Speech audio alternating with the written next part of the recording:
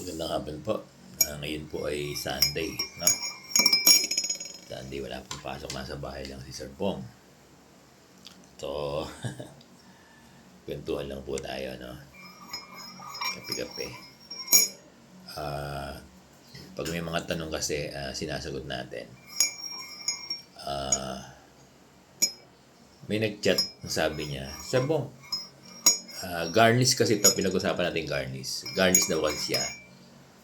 Ngayon, nagtanong na raw sila sa kanilang division, ano? Nagtanong na sila sa kanilang division. At tinanong nila doon sa kanilang attorney, no, yung ating mga legal officer sa division. Kasi mga division, meron tayong mga attorney, no, legal officer.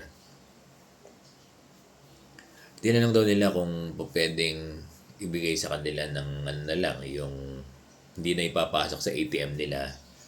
Ibibigay na lang sa kanila ng ano, ng cash.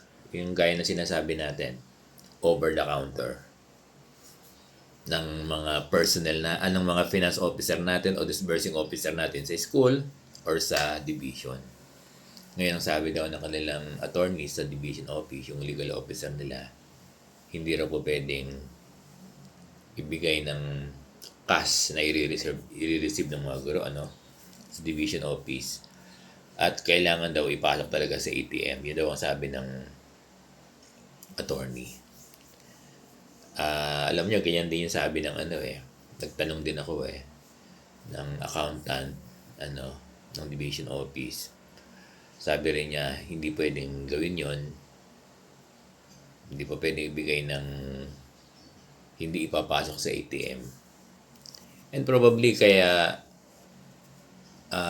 ganyan din yung ano, no, yung ganyan din yung stand ng ating mga schools division superintendent. Kahit na sumusulat kayo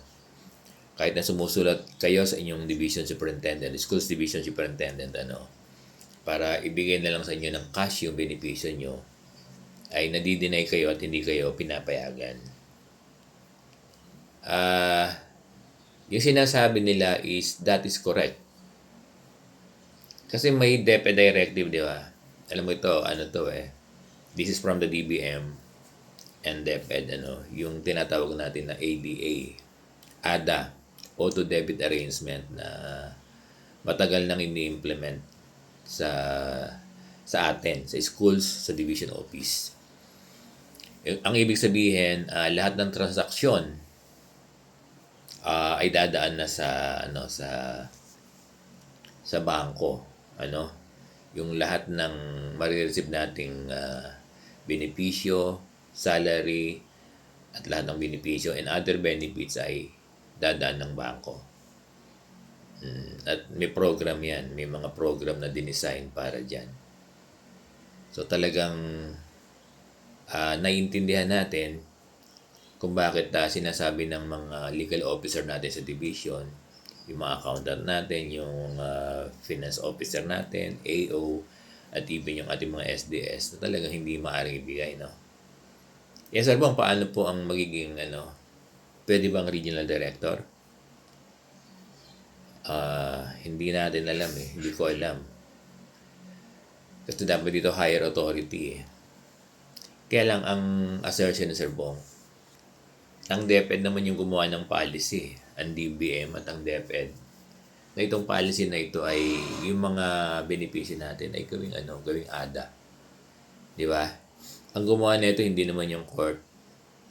Ang gumawa ng policy na yan, yung ADA, is the DepEd and to my understanding at DBM Oo. Meron din daw sabi din daw ng COA nila, hindi po pwedeng, probably kasi sinasabi ng COA kasi meron tayong COA, di ba, resident COA natin sa mga division. Kasi nga yung COA, ang kinoconsider din nila yung DepEd tsaka DBM circular at yata ito, no? Basta DBM to and DepEd na lahat ng transaksyon ay ADA. Kaya po pwedeng questioning niya ng COA din. Totoo 'yon. Kaya lang, papaano pwedeng ibigay? Sabi ko nga sa inyo, di ba, ang nag-create ng policy na yan ay DBM and DepEd. So, probably nasa kanila. Sa ating DepEd Secretary, di ba? na maging ang policy, ay pwede naman sigurong i-modify yung policy. Na yung mga gusto na kuhanin, di ba? Ganun no? Ganun natin nakikita. Kung babaguhin, kung i-modify ng DepEd Secretary. O kaya yung pag pumunta ka ng region, ituturo nila yung DepEd na dapat sila, di ba? Kasi marami rin napunta ng region ng mga garnis, di ba? Nabigo rin kayo. May nagpunta pa ka ng Malacanang, di ba?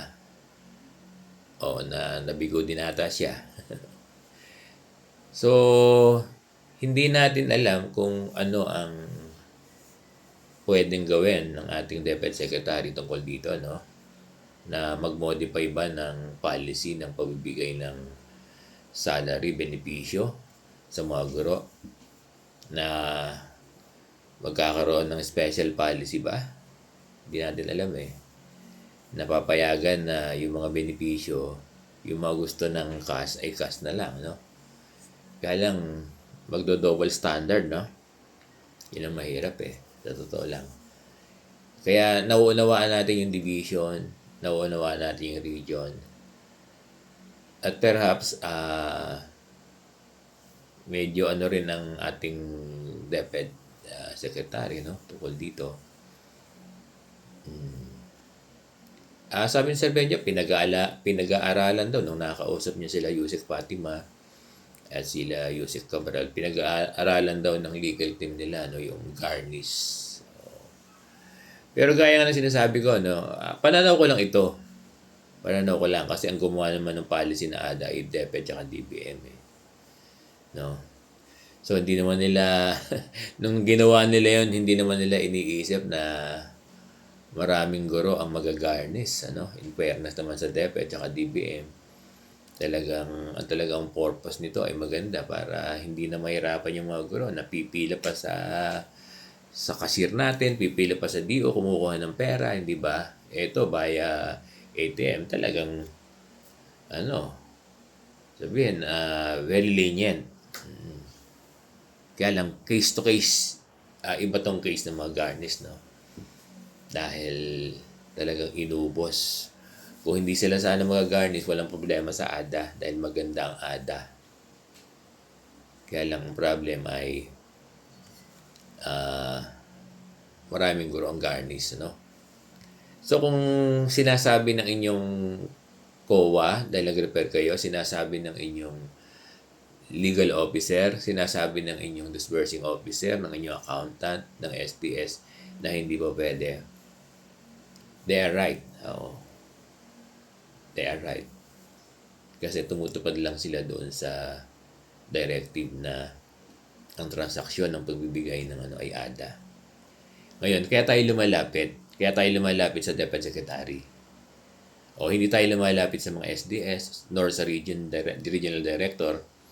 Yan ang reason kaya lumalapit tayo sa DepEd, di ba? Na baka makagawa ng isang polisiya na policy na yung mga garnish pwedeng kuhanin ng over the counter. Di ba? Or kaya tayo lumalapit sa Supreme Court. Di ba?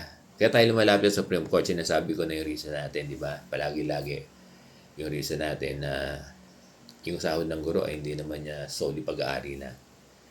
Di ba? At lumalapit tayo sa land bank, kaya tayo lumalapit sa land bank para hindi nila i-garnish lahat. Yun ang reason natin.